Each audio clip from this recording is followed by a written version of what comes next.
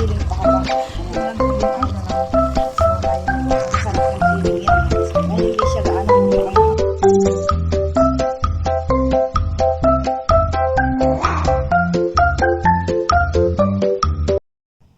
yan yung bathroom ni Lucky dito sa taas.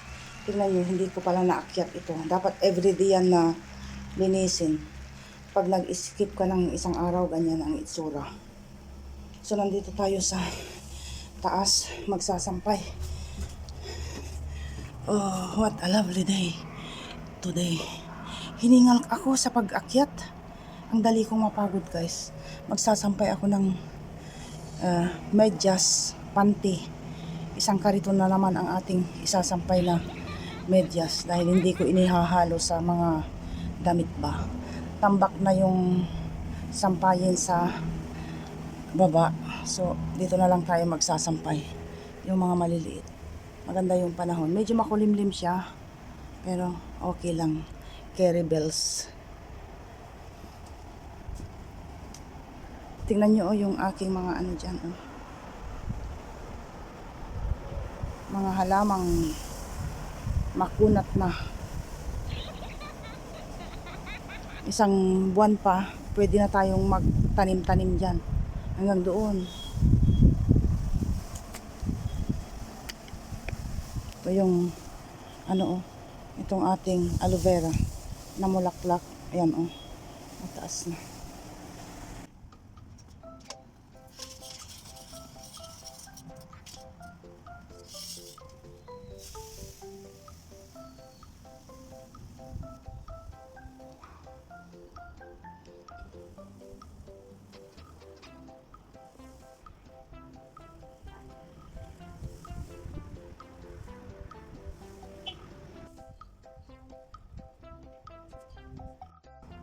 Ayan, isang karitong socks at underwear ang ating sinampay.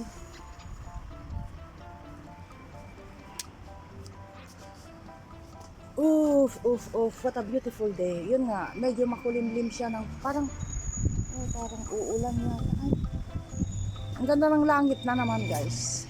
Yung kalangitan, parang may guhit siya. May guhit siya. May guhit yung langit, parang uulan. Ayan tignan nyo.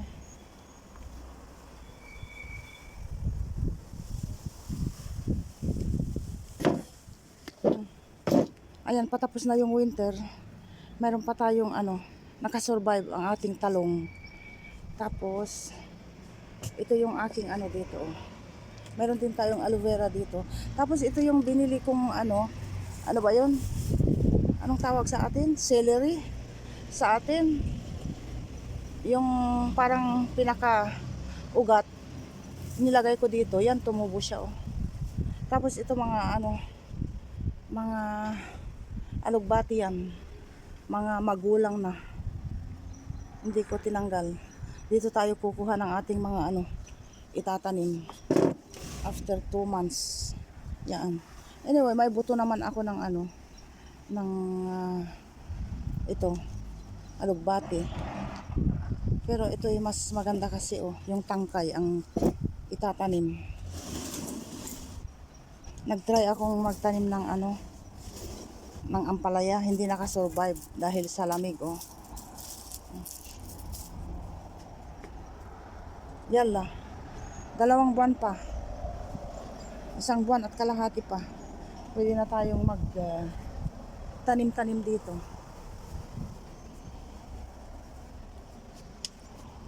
Medyo mahangin siya ng konti. Sana hindi matumba. Baka matumba itong ating sinampay dito.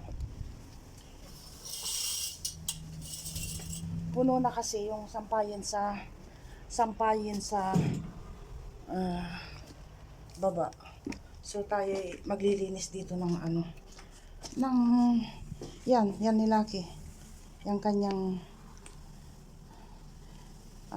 bathroom. Bathroom for life. Bathroom for life. Ayan. Alam nyo, ang pusa, guys, magasta rin siya. Bukod sa pagkain niya, meron pa siyang buhangin. Bali, ang nagagasta niya sa ano, sa isang linggo ha. Sa isang linggo, isang supot ng buhangin which is $3.50. Isang linggo yon. Tapos yung pagkain niya, bali, nakakaubos siya ng $5, $6, kamo na, mga $10 sa isang linggo, guys. Ang nagagasta ni Lucky sa isang linggo. So, sa isang buwan, mga ipagpalagay natin from $35 to $40 din. Oo. Pero masaya. Masaya ang naidudulot ni Lucky sa amin.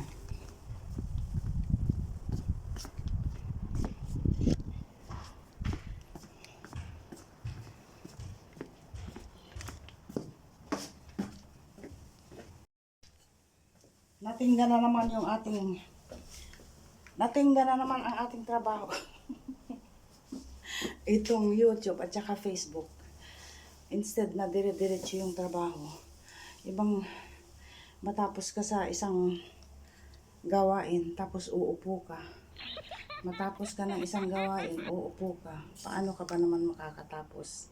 At nakikita ko yung aking mukha parang very cruel na pagmumukha. Hindi ko napansin, guys. Napansin nyo ba? Palagi naman na parang galit ang ating mukha guys. Lalo na pag wala kang preparasyon sa pagbibideo. Yung bang ganun.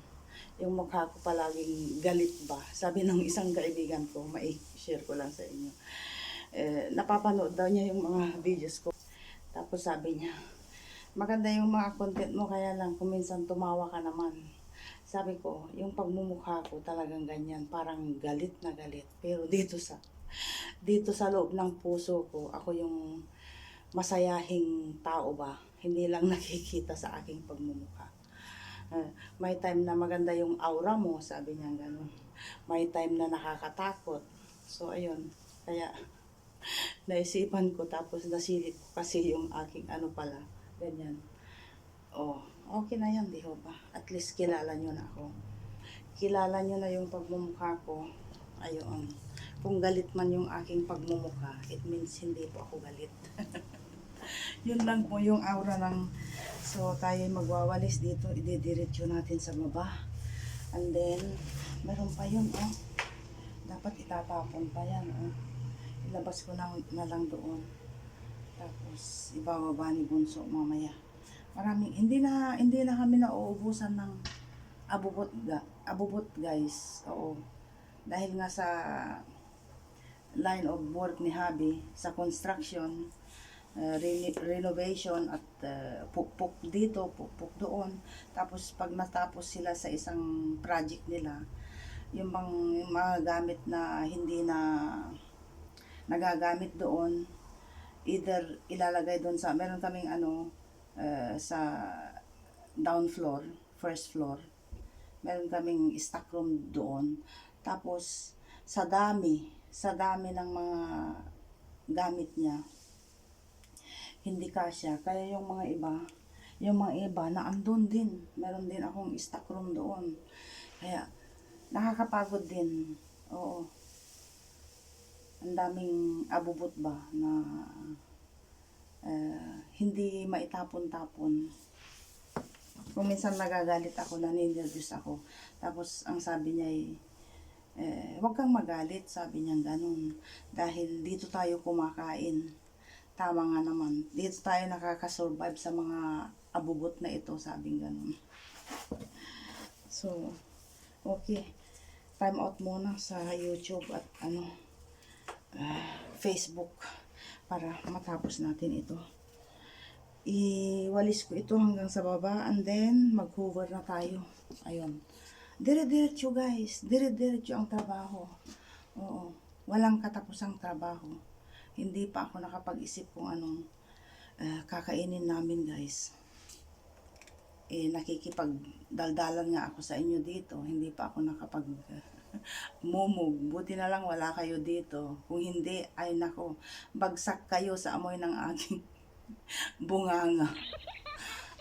So po, alam nyo guys, hindi ko alam ang aking lulutuin. Nasa isip ko yung adobo.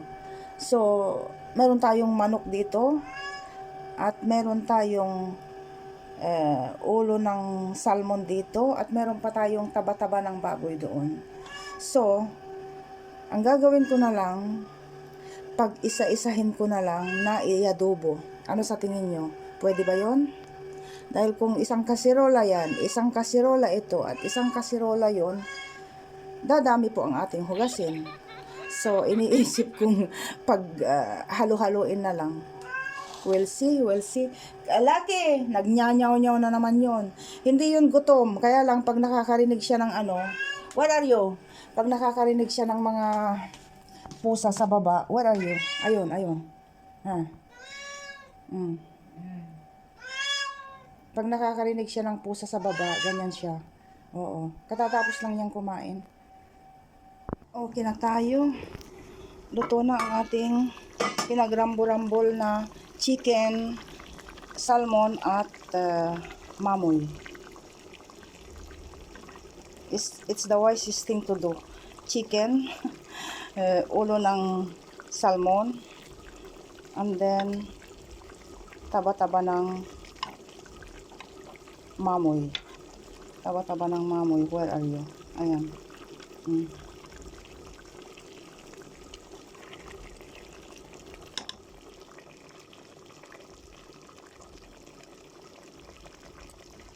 And then nagluto din ako ng nilagyan ko din pala ng ano guys, ng ano, saan ba yun? Gabi. Para lumapot. Where is the gabi? I can't see. Where are you, gabi? Ayun. Ay, hindi. Ayun. Medyo ano na, durog na. Pero masarap pag durog para lumapot ng konti. Ayan. And then dito, nga pala, ito din. Pangalawang putahe. Green peas, potato at saka carrots. Tapos ang sahog niyan ay chicken din. Meron pa tayong isang hita. So ginisa-gisa ko lang. And that's it. Okay.